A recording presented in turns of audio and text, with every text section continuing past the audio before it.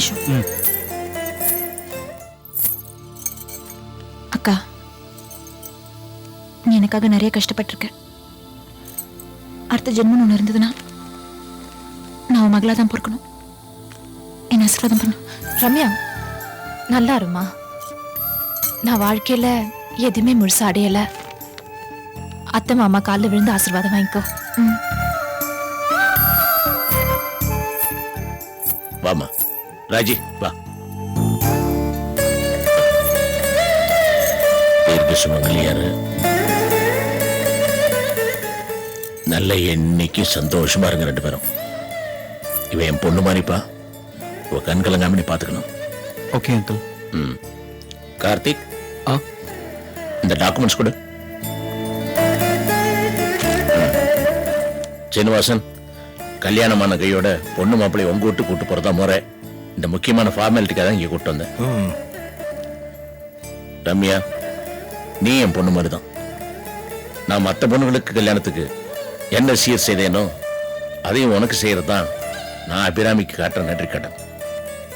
குழந்தையிலிருந்து உன் பேர்ல போட்ட டெபாசிட்ஸ், பண்ண இன்வெஸ்ட்மெண்ட்ஸ், உன் பேர்ல நான் எழுதி வச்சிருக்கிற சொத்து எல்லாத்தோட டாக்குமெண்ட்ஸ் இதுல இருக்கு. All the best.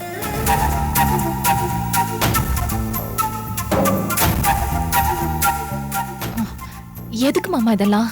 இருக்கட்டுமா, மத்த பொண்ணு கல்யாணத்துக்கு நான் என்ன பண்ணணும் அதை இவளுக்கு கொடுக்கலன்னா மாமா என் கல்யாணத்துக்கு ஒண்ணுமே பண்ணல, நாளைக்கு குறைப்படக்கூடாதுல்ல. கமான், வாங்கிக்கோ. வாங்கிக்க. நல்லா இருக்கு. God bless. தேங்க்யூ மாமா. ஆர்கே, இப்போ உன் சொத்துல ஒரு பங்கை தான் நான் எடுத்துக்க போறேன் என் மருமக மூலமா. இன்னும் உங்ககிட்ட இருந்து நிறைய வாங்க இருக்கு, வாங்குவேன். என்னங்க, சம்பந்தி கிட்ட சொல்லிட்டு பொண்ணு மாப்பிளைய அழைச்சிட்டு போலாமா? நேரமாகுது. பொண்ணு மாப்பிளைய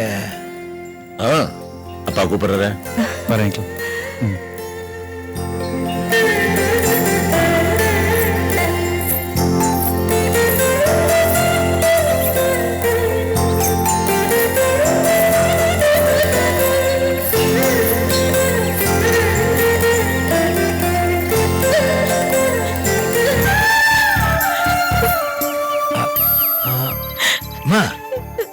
ஏம்மா கண் கலங்குற? இது எப்படி உன் வீடோ? அதுவும் உன் வீடுதாம்மா. எப்ப வேணா இங்க வரலாம், இவங்களெல்லாம் பார்க்கலாம், இவங்கெல்லாம் அங்க வருவாங்க. எங்கம்மா போற? பக்கத்துல தானே. கண் கலங்காதம்மா. வா ஆர்கே, வரேன். வரேம்மா. வரேங்க. வரேங்க. வாங்க.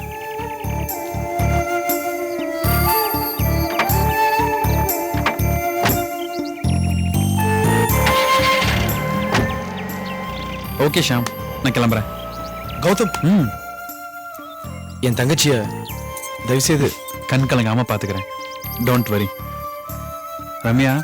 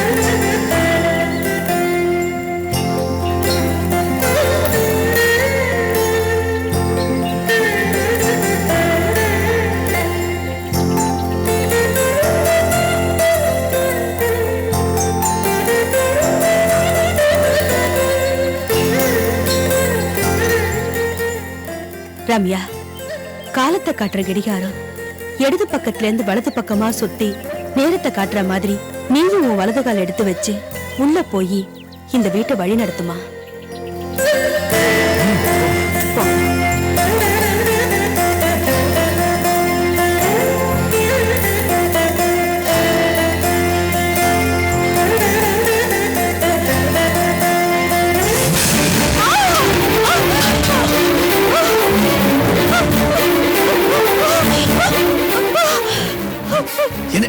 ஐயோ, என்ன என்னாச்சு?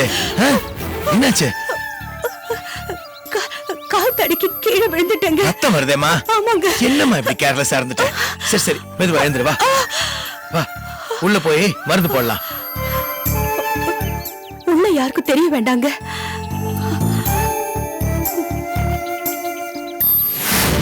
ஆனா கொஞ்ச நாளாவே அந்த வீட்டில் எந்த நல்ல காரியமும் நடக்கல. அங்க நடக்கிறது எதுவும் நல்லதாகவும் இல்லை.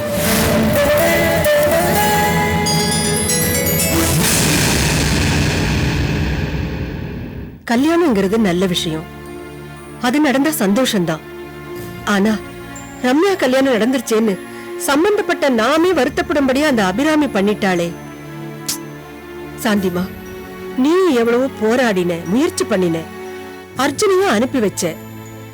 ஆனா இந்த கல்யாணத்தை தடுத்து நிறுத்த முடியலையே. அந்த அபிராமி நினைச்ச மாதிரி தான் ஒண்ணும் நடக்குது. நம்மளால ஒண்ணும் பண்ண முடியலையே. நல்லவங்க ஒண்ணு சேர்ந்தா நல்லது நடக்கும். ஆனா கெட்டவங்க 2 பேருமே சம்மந்தி ஆயிட்டாங்க. அது மாமாவுக்கு நல்லதில்ல. சும்மாவே ஸ்ரீனிவாசா ஆடுவாரு, இப்போ சம்மந்தி போஸ்டிங் வேற. அபிராமிய வச்சு என்னென்ன பண்ண போறாரோ. என் கவலை என்னன்னா, அபிராமி ஸ்ரீனிவாசன் வலையில மாட்டினா கூட ஆச்சரியப்படுறதுக்கு இல்ல. அபிராமிய பத்தி மாமாவுக்கும் என் புருஷனுக்கும் தெரியல. அந்த ஸ்ரீனிவாசனை பத்தி அபிராமிக்கு தெரியல. வைரஸ் பரவிடுச்சு. அதை ஒழிக்க என்ன பண்ணு நீங்களே சொல்லுங்க சாந்திமா. அத பத்தி தான் நானும் யோசிச்சுட்டு இருக்கேன். நம்ம கிட்ட இருந்த ஒரிஜினல் ஆதாரம் எல்லாம் கைவிட்டு போயிடுச்சு. மூர்த்தியை விலை கொடுத்து வாங்கிட்டாங்க. ராஜன் டைரியும் தொலைச்சிட்டோம். நமக்கு எப்பதான் விடுவு காலம் வரும்னு தெரியல.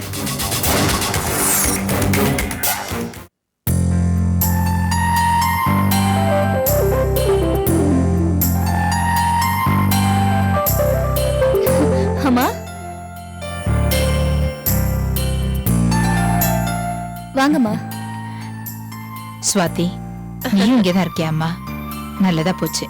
நான் கோயிலுக்கு போயிருந்தேன், அப்படியே பிரசாதத்தை கொடுத்துட்டு போலான்னு வந்தேன். பிரசாதம் எடுத்துக்கங்க. ஆமா, அக்கா பார்த்து ரொம்ப நாள் ஆச்சு. அக்கா பிசினஸ்ல பிஸியா இருக்கா. அதான் நான் வீட்ல சும்மா தானே இருக்கேன், அவளை பார்த்துட்டு போலான்னு வந்தேன். அக்கா தங்கச்சிங்க பேச வேண்டான்னு சொல்லல. ஆனா இந்த மாதிரி நேரத்துல அங்க இங்கன்னு போனா உடம்புக்கு ஆகாதுமா. இதேதான் அக்காவும் சொன்னா. சரி, நீ என்ன திடீர்னு மருமகன் வீட்டுக்கு வந்திருக்க? அது ஏமா கேக்குற? என்னம்மா ஆச்சு? வீட்ல பிறந்த பொண்ணுங்க 2 பேரும் கல்யாணத்துக்கு வரலையேன்னு கொஞ்சம் கூட கவலைப்படாம ரம்யாவோட கல்யாணத்தை முடிச்சிட்டாரு. சரி விடுமா, அவரோட குணம் அப்படி. அவரை இனிமேல மாத்த முடியும். ஏகப்பட்ட நகை போட்டு கட்டி வச்சாரு, அது கூட பரவாயில்ல. ஆனா ரம்யாவுக்குன்னு சொத்தை வேற எழுதி கொடுத்திருக்காரு. ஆமாமா, கேள்விப்பட்டேன். இது எல்லாமே அண்ணியோட வேலைதான். காசு பணம் போறது பத்தி கூட நான் கவலைப்படலம்மா. அவ நம்ம வீட்டுல வளர்ந்த பொண்ணு. ஆனா அபிராமி நம்ம குடும்பத்தையே அந்த சீனிவாசன் கிட்ட அடகு வைக்க போறா.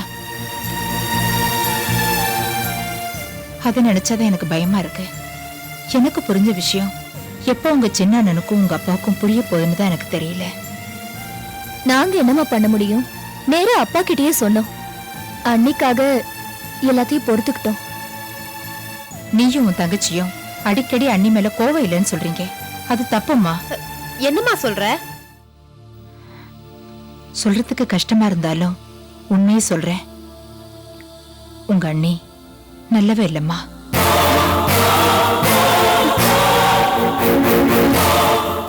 அம்மா. ஆமாம்மா, அவ நோக்கம் செய்கை எதுவுமே சரியில்லை. சாந்தி சொன்னப்ப கூட நான் நம்பல, பெரியண்ண சொன்னப்பவும் நான் நம்பல. என்கிட்டயே மோத ஆரம்பிச்சிட்டா. ஆனா உங்க அப்பா முன்னாடி நடிக்கிறா. இப்ப கூட மதனையும் சாந்தியையும் உங்க அப்பாவால மன்னிக்க முடியல. அவங்க மேல அவருக்கு கோவம். அந்த கோவத்தை தணிக்காம இவ இன்னும் தூண்டி விடுறா. எனக்கு புரியுதுமா. இன்னும் நம்ம ஆளுங்கள்ல அபிராமி அதை பத்தி புரிஞ்சுக்க வேண்டியது அக்கா மட்டும்தாமா.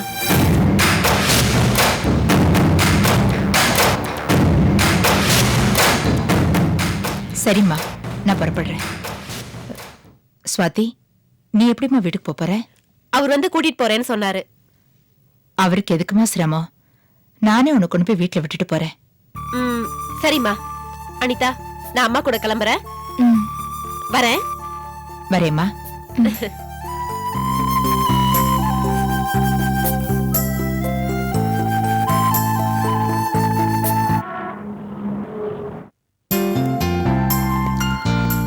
Good morning sir. Morning. Morning sir. Morning. Good morning sir. Good morning. Hello sir. Hello sir. We will discuss your problem. RK, உன்னுடைய இந்த ராஜநடைய பார்க்கணும்னு தான் இவ்வளவு நாளா நான் காத்துக்கிட்டு இருந்தேன். எல்லாத்துக்கும் நீதான்ப்பா காரணம். ஆமா. நான் என்ன பண்ணிட்டேன்? ஜீனு, ஆபீஸ் பொறுப்பெல்லாம் அபிராமிட்ட கொடுத்துட்டு பொழுதுபோகாம வீட்டுல உட்காந்துருந்தவனுக்கு ஒரு சமூக அந்தஸ்தை கொடுத்து இந்த சேம்பருக்கு பிரசிடென்ட் ஆக்கினேன். கிட்டத்தட்ட புத்துயிரோ கொடுத்துருக்கிறேன். உனக்கு எப்படி நன்றி சொல்லணும்னா தெரியல எனக்கு. என்ன ஆர்கே பெரிய பெரிய வார்த்தையெல்லாம் சொல்லிக்கிட்டு இருக்க? உன்கிட்ட எனக்கு பிடிச்சதே உன்னுடைய இந்த பெருந்தன்மையும் பரோபகார குணமும் தான். நான் செஞ்ச காரியத்துக்கெல்லாம் வேற யாராவதா இருந்தா இப்படி முகம் கொடுத்து பேசியிருப்பாங்களா? செருப்பால் அடிச்சிருப்பாங்க. ஆர்கே, நீ நீ நட்பு கொடுக்கிற மரியாதை இருக்கு பார். It's really great. அளவுக்கு மீறி புகழ்ற. அது இருக்கட்டும், என் சின்ன மருமக எப்படி இருக்கிறா? அவளுக்கு என்ன, ஆனந்தமா இருக்கா. சந்தோஷம்பா. ஆர்கே, தகப்பன் இல்லாத குறைய நீ தீர்த்து வச்சதுக்கு அவ வேற எப்படி பாருப்பா? சந்தோஷமா தான் இருப்பா. வாங்க. வாங்க, எப்படி இருக்கீங்க? என்ன மிஸ்டர் ராமலிங்கம், கிரானைட் எக்ஸ்போர்ட்லாம் எப்படி இருக்கு? பரவாயில்ல சார், நல்லா இருக்கு. கஸ்டம்ஸ்ல கொஞ்சம் ப்ராப்ளம் இருந்துச்சு. முதல்ல இருந்து சார், இப்ப சரியாயிடுச்சு. ஓகே. என்ன சார் இன்னைக்கு என்ன அஜெண்டா? சார், நம்ம சேம்பர்ல சேர நிறைய அப்ளிகேஷன்ஸ் வந்திருக்கு. அதுல இம்பார்ட்டன்ட் அப்ளிகேஷன் ஒன்னு இருக்கு.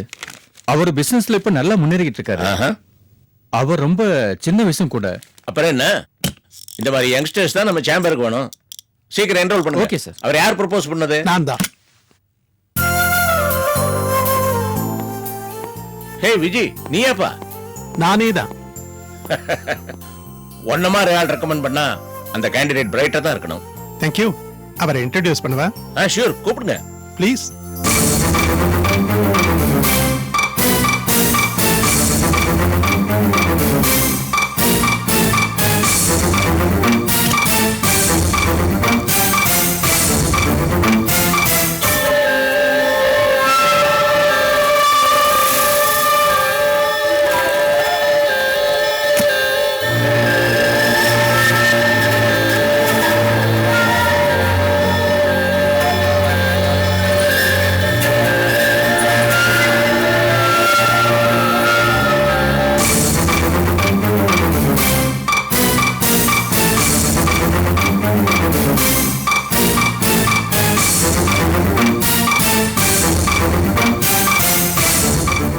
இவர் தான் ராஜேஸ்வரி இன்ஃபோடெக்கோட எம்டி.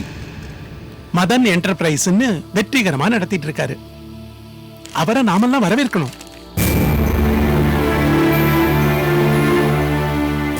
மிஸ்டர் மதன், உங்களுக்குள்ள 1000 உறவுகள் இருக்கலாம். ஆனா எங்க வழக்கப்படி உங்களை நான் பிரசிடென்ட்டுக்கு இன்ட்ரோடியூஸ் பண்ணணும். மிஸ்டர் பிரசிடென்ட், இவர் தான் mister Madan.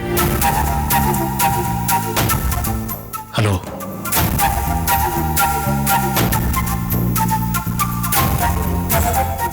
Hello.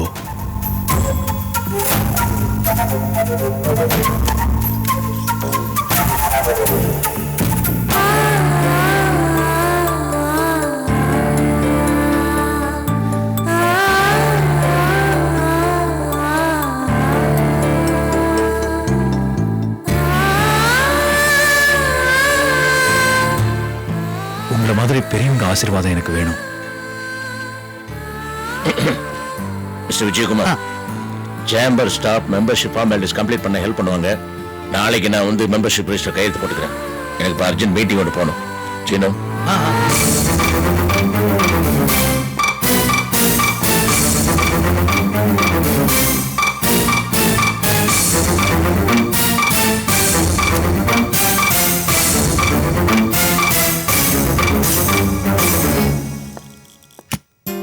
Madan, congratulations. Thank you very much.